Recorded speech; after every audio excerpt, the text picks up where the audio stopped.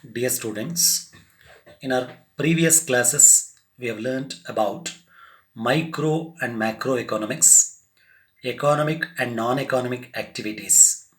After knowing that particular unit, let us move on to Unit 6 Indian Economy Primary Sector. Remember, the term primary sector is not new for us. We have learnt this under the basic concepts of economics where you learnt about the meaning of primary sector and also the activities that are grouped under primary sector. First, let us try to know what is the meaning of the term primary sector. The sector that is concerned with the land based or primary resource based activities is considered as primary sector. In this definition, you can observe two basic terms. They are land based one or resource based, which means that all those activities which are directly dependent on land or primary resources or natural resources are referred as primary sector activities. And the examples of primary sector activities are agriculture or cultivation work, forestry, logging, fisheries, mining, quarrying, etc. And agriculture is also termed by the other way as cultivation or farming activity. Forestry is nothing but growth of the natural vegetation. Logging, that is cutting, sawing, and removal of wood from forests. Fisheries, anyway, pisciculture that you are aware of. Mining activity is an excavation made into the earth for the extraction of minerals and quarrying. You can observe all these activities in the next slide. Observe that. If you carefully observe all these six activities, you can just link these activities with the previous examples. The very first picture denote agricultural activities. 2. Forestry. 3. Logging. 4. Fishing. 5. Mining activity. And the sixth is quarrying. Primary sector in India. The primary sector in Indian economy incorporates agriculture and allied activities like poultry farming, dairy farming, horticulture, floriculture, sericulture, fisheries, etc. Here, a new word for you, allied activities. Remember, Indian farmer, apart from practicing agriculture work, he also carries on many other associated activities which are referred as allied activities. They are poultry farming. When I say poultry farming, you know the meaning of the term poultry, rearing of hen, chicken, geese, and such others. Dairy farming refers to mainly cattle rearing. Then horticulture, which refers to cultivation of fruits and flowers and vegetables. Whereas floriculture, mainly it is concerned with the cultivation of flowers mainly for the commercial purposes.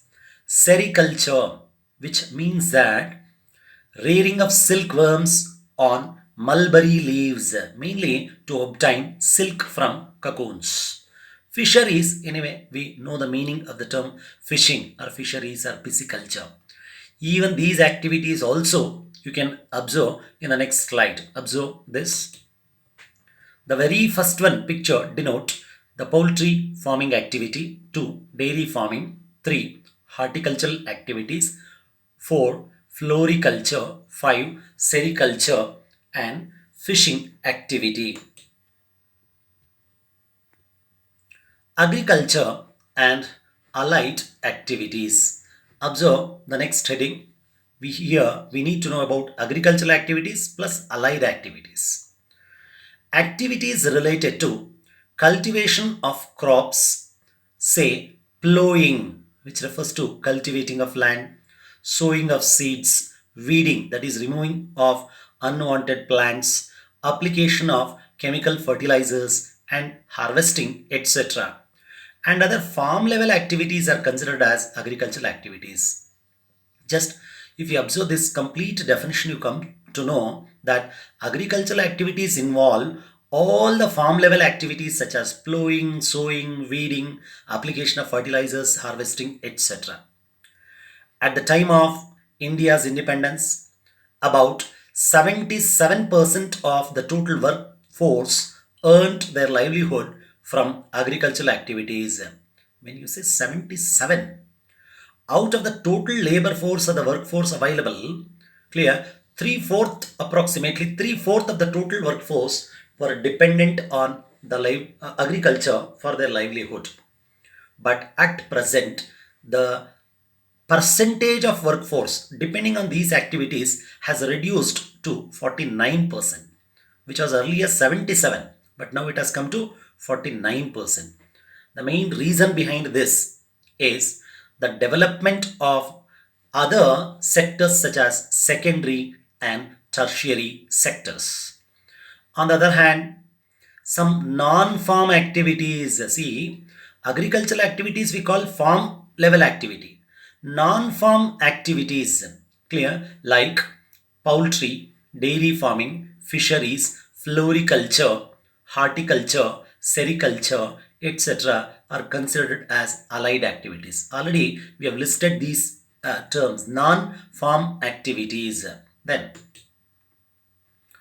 reasons for gradual expansion of these allied activities. Why these allied activities like poultry, dairy farming, they are getting expanded, they are getting popular, clear, in the agricultural sector. Let us discuss what are the reasons for such expansion. Due to growing population in rural areas, the scope for employment opportunities in rural areas is limited. See, observe this statement clearly. First is population growth. Second, employment opportunities are less. So, the farmers and agricultural laborers often shift from non-farm level activities to farm level activities to non-farm level activities. See, when the population is increasing at a rapid rate, and this increased population are not getting enough scope in for employment in agriculture sector, then the shift from farm level activity, that is agricultural activities, to non-agricultural or non-farm activities or allied activities. The basic reasons for such shift are why they are getting shifted to farm level to non-farm level or allied activities. Reasons, we have two main reasons. First is risk aversion, and the second one is creation of sustainable livelihood options. First, let us take up risk aversion. If the farmers engage in the cultivation of subsistence crops, I think here this term subsistence is not a new word for you. You must have learned this concept of subsistence farming in geography. It refers to raising of crops mainly to satisfy the needs of domestic consumption. So, whatever they need, they grow by themselves, self dependent agricultural activities. Or kharif crops. I think you are aware, agricultural seasons, there are three seasons, kharif, rabi, and zaid. Kharif crops are grown normally during rainy season, and the kharif crops, clear, they are grown during the time of June, July, when the rainy season starts or with the onset of monsoon.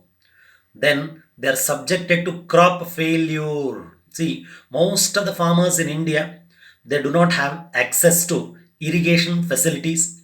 They are directly dependent on monsoon or rainfall, and the such crops, they may get destroyed due to natural calamities or due to the vagaries of monsoon. So their income decreases, in the sense that throughout the year, if there is no sufficient rainfall, or when required, when there is no rainfall, the productivity of agriculture decrease. When productivity decrease, income also decreases. Hence, to prevent the income fluctuations, when I say income fluctuations, rise and fall of their income, many farmers undertake non-farm activities to supplement their income. See, when they cannot depend on farm activities as it is subjected to crop failure due to natural calamities, they want uninterrupted source of income. So they depend on non-farm or allied activities to supplement their income. Then creation of sustainable livelihood options. The second, creation of sustainable livelihood options. Observe this point. A sustainable livelihood depends not only on present work and income opportunity, but also upon gradual expansion of future employment and income opportunities. Observe this complete statement. See, livelihood of a person depends not only on the present work and or present employment and income, but also expansion of future employment and income opportunities. The allied activities give a scope to ensure sustainable livelihood in rural areas. Contribution of agriculture to Indian economy. In this particular heading, we are going to learn how agriculture contributes for the growth of Indian economy. Let us discuss in detail. Observe the very first point. Though it is believed that economic growth of a country like India depends on rapid industrialization, still agriculture occupies an important place in Indian economy. See, any developing country, not only India, any developing country you take, it is believed that rapid industrialization is required, no doubt. But at the same time, agriculture also occupies an important place. Two, agriculture is an important sector of the Indian economy. Hence, India is called agro-based country. When I say agro-based, agriculture-based country or agro-based economy, about 50% of Indian workforce earn their livelihood from this sector. In the sense that nearly 50, that is exactly 49, okay, around half of the total workforce even till today that depend on this sector to earn their livelihood. Economic activities in other sectors of Indian economy are closely linked up with smooth progress of this sector. That is, secondary and tertiary sector in an economy is directly dependent on agriculture and its development. The importance of agriculture and its contribution towards employment. Second, income generation, trade, industrial growth, self sufficiency in food grain production can be gauged from the following facts and figures.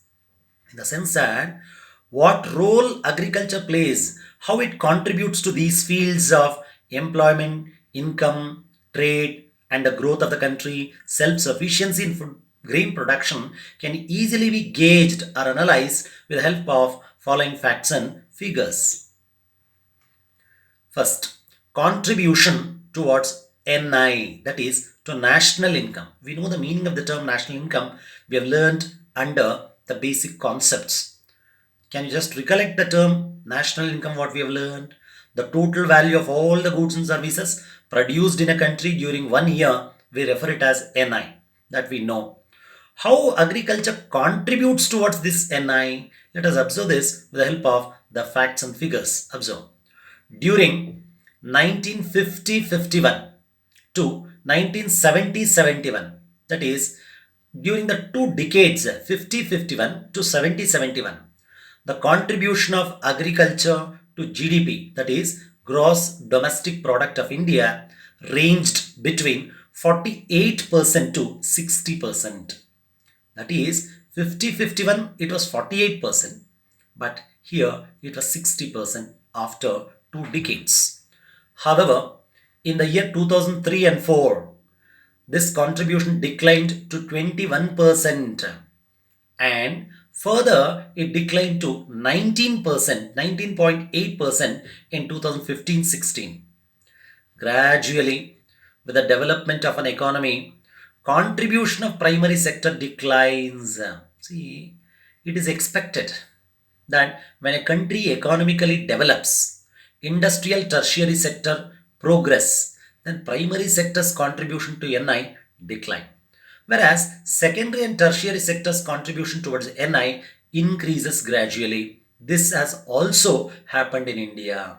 See, it is a universal fact and the accepted fact that with the growth of the country, secondary and tertiary sector grows and the importance of primary sector gradually decline. And whatever happened in the other countries, same thing has happened in India also. It is a sign that India is developing too. Contribution towards employment generation, that is creation of job opportunities. To what extent agriculture has contributed in this regard? Agriculture is an important source of livelihood in India. In 1951, 69% of working population was engaged in this sector. That is, of course, we rounded it as 70% in the previous points. Okay, to be more precise and exact, it is 69%, or you can say 70, but at present it has declined to 50%. In the sense that the contribution of agriculture to employment gradually it is getting decreased. This is also because of the development of tertiary and secondary sector. Go to point 3, that is provision of food for growing population and self-sufficiency of in food grain production. Demand for food increases at a fast pace, at a quick rate in a labor surplus country like India. You know that India is the most populous country in the world after China. It is a labor surplus country. Obviously, the demand for food is also increasing at a fast rate. When PI, you know the meaning of the term PI, we have learned the basic concepts recollect. Per capita income. It refers to average income of each individual in a country, we call PI.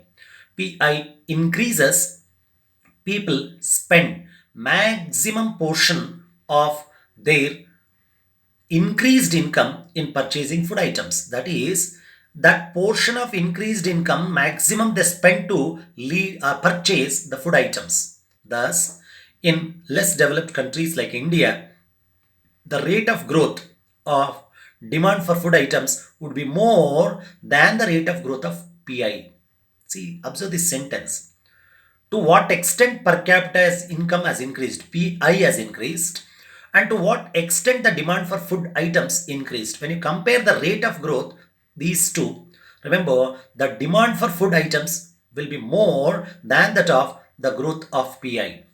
Agriculture solves food problem by providing regular supply of food to growing population.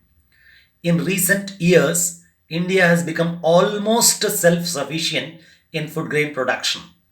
See, observe this term, almost self-sufficient. It is not exact 100% self-sufficient. Almost we are close to self-sufficiency in terms of food grain production.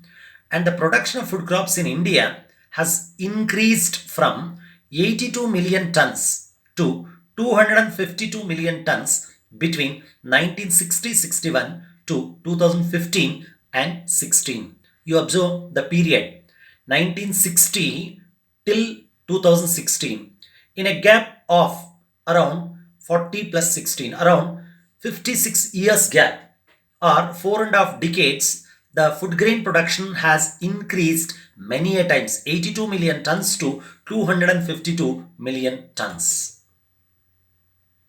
Point 4. Contribution towards growth of industries. Under this, we have two subpoints 1 and 2.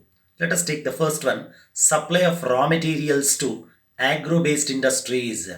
See, observe this term, agro-based industries. Those industries which are based on agriculture for raw materials, we refer them as agro-based.